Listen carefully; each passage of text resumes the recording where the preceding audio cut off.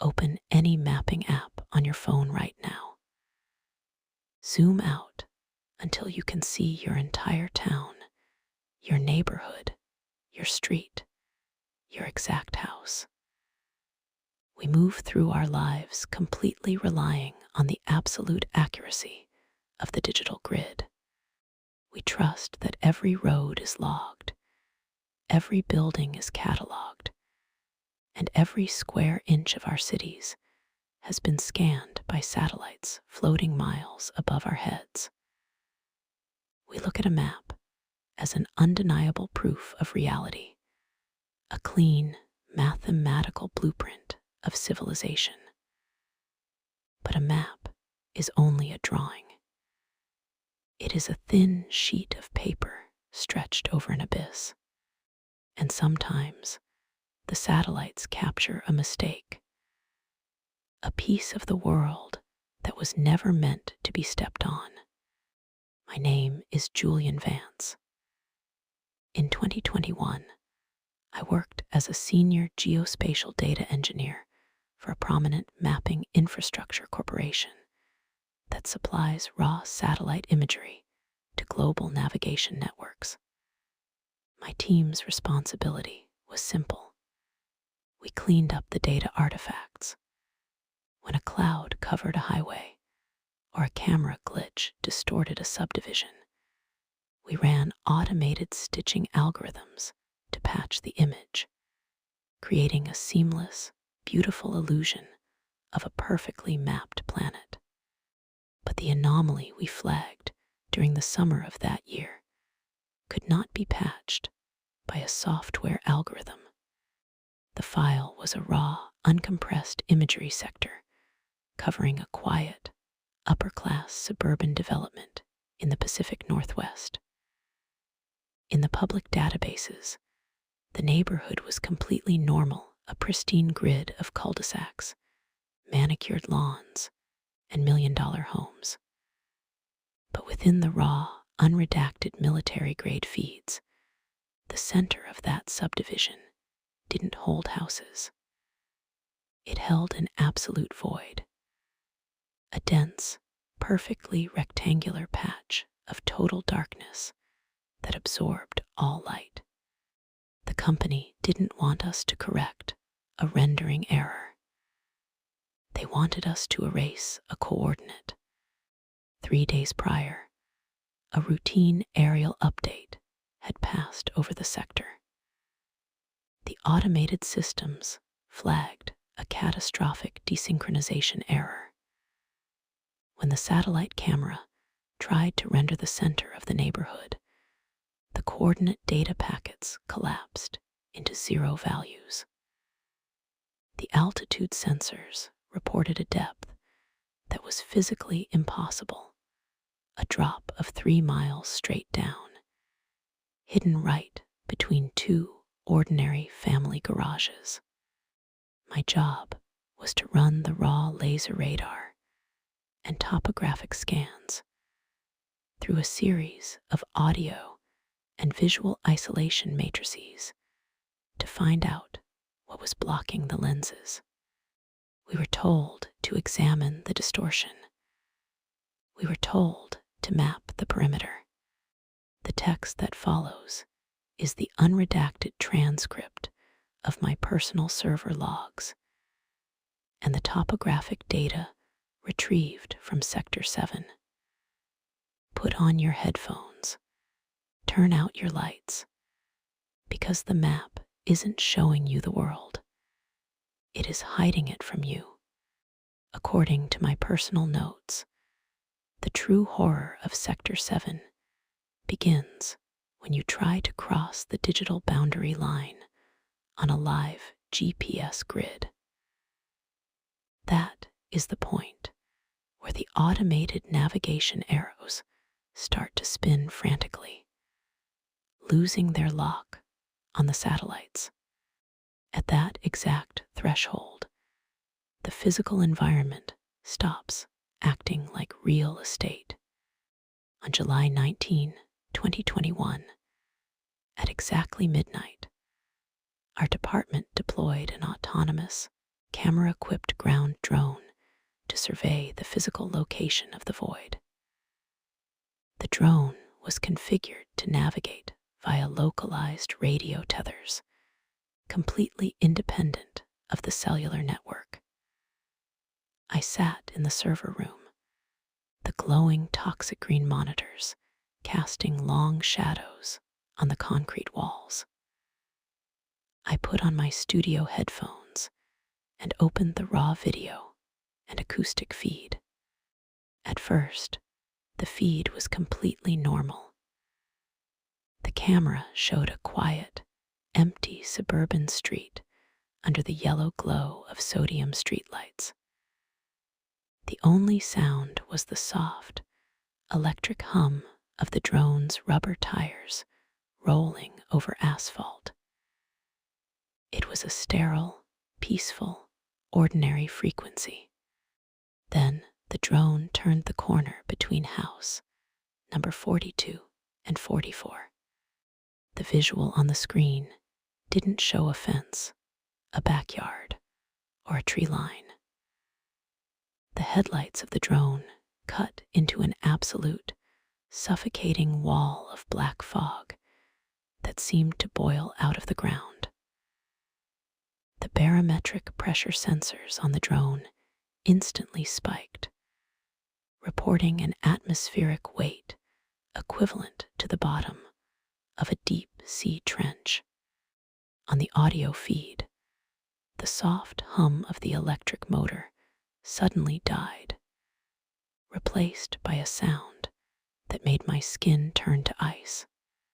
It was a wet, heavy, rhythmic drawing of breath. Hiss, expand, collapse. It sounded exactly like a giant, liquid lung inflating beneath thousands of tons of wet dirt. The microphones on the drone picked up a deep, subaudible vibration that caused the metal server racks in my laboratory to visibly rattle. Then came the voice. It didn't transmit a radio signal. The entity was vibrating the internal copper coils of the drone's tracking antenna, turning the receiver into a speaker, broadcasting a voice directly into my monitoring console. The voice was a shifting, layered mosaic of synthetic voices. It sounded like the automated text-to-speech directions from 100 different navigation apps, all melting together to form human speech. Their pitches distorted, layered with a thick, bubbling gurgle. It spoke an archaic dialect of predynastic language that had no right to exist inside an electronic circuit. I ran the signal through our real-time linguistic decryption filters, isolating the vocal frequencies from the static. The translation grid slowly filled my screen with words. The voice said, "The needle of light has drawn a grid over our skin. The lines are cutting into our meat. We see your eye on the wire. We are following the line back to the hand that drew it."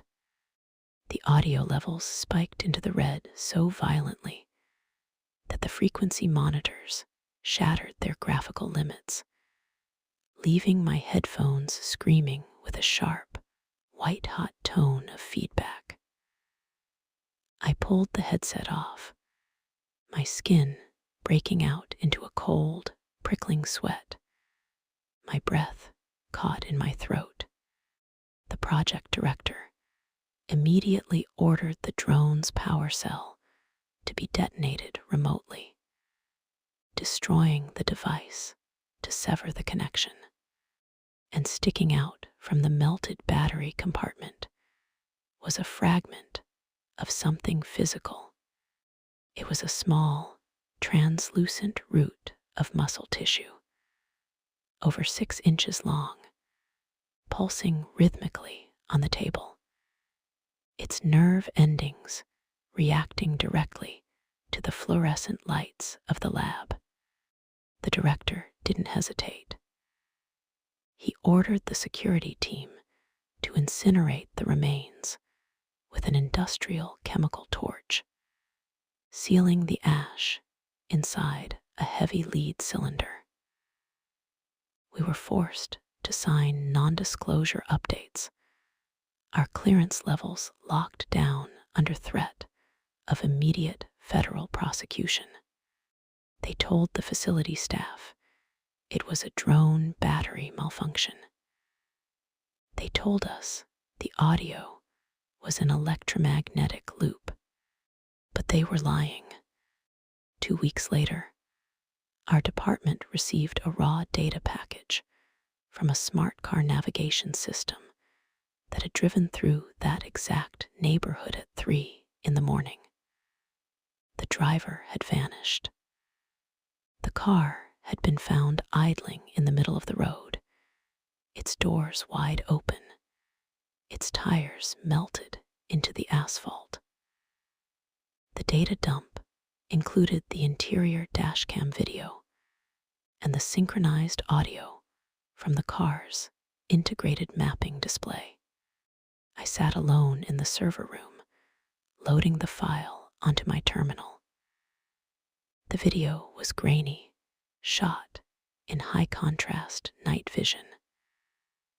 The time stamp on the screen read 03:14 a.m. The video showed the car driving down the empty suburban street.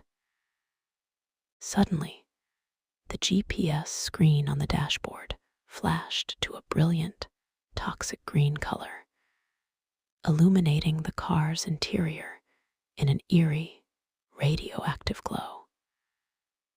The voice from the navigation system didn't say, "Turn right." The speakers burst into life with a low, vibrating, sub-bass frequency that caused the dashcam lens to visibly shake. And then, the video showed the asphalt ahead of the car beginning to warp. The street wasn't concrete anymore.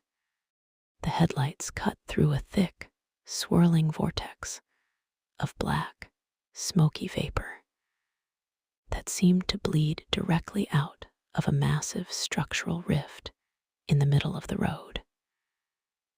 And stretching out of that rift, reaching toward the car's windshield, was an appendage that made my fingers freeze on the keyboard.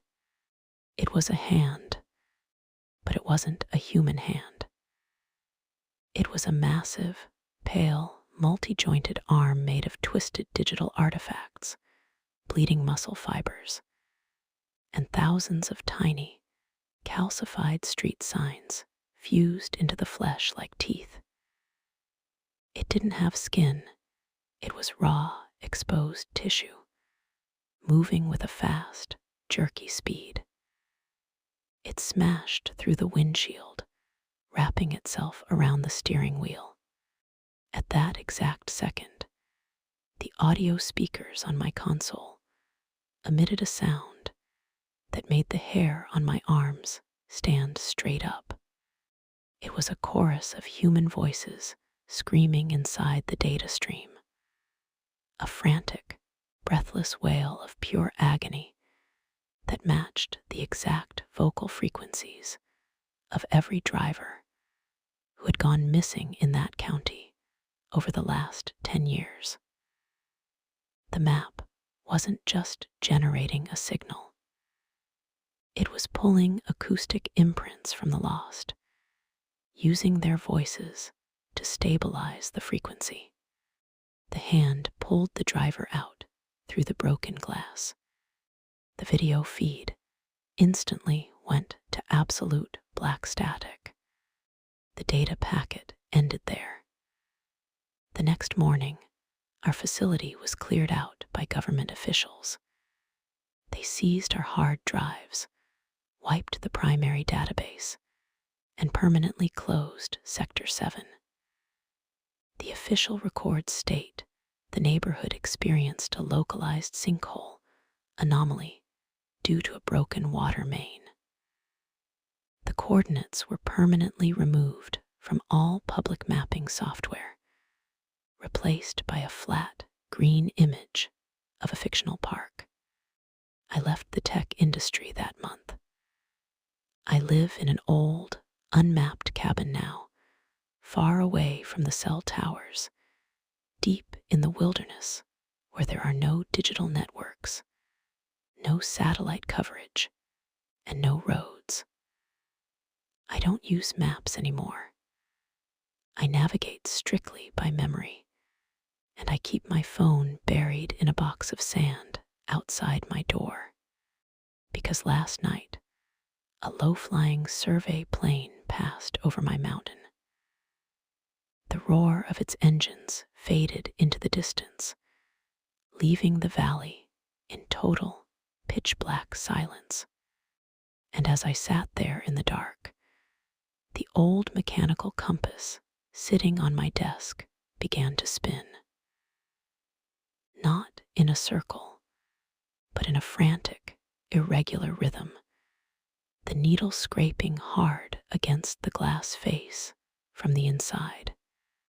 I held the small metal casing to my ear, and through the frantic clicking of the magnetic needle, I heard a wet, electronic whisper calling out my name from the brass dial. "Julian," the whisper said, a cold, synthetic rasp that made my blood instantly turn to ice. "The line has been drawn over your roof. The map is updated. We are standing on your coordinates tonight. Humanity has spent the last 2 decades building a massive, interconnected digital grid across the globe, believing that we are the masters of the space we conquer. But we didn't realize that the map isn't a drawing of the world. It is a cage we built for ourselves. A vast, electronic blueprint allowing something unimaginable to locate, track, and harvest our meat, while we follow the arrows on our screens. The global mapping servers are updating your device tonight, but you cannot delete your own coordinates. You cannot blur your own house. Next time your navigation app tells you to take a shortcut through an unfamiliar street, don't look too closely at the green line on the screen, because down there in the grid, where the silence is absolute, the map has stopped guiding you, and it is preparing to drag your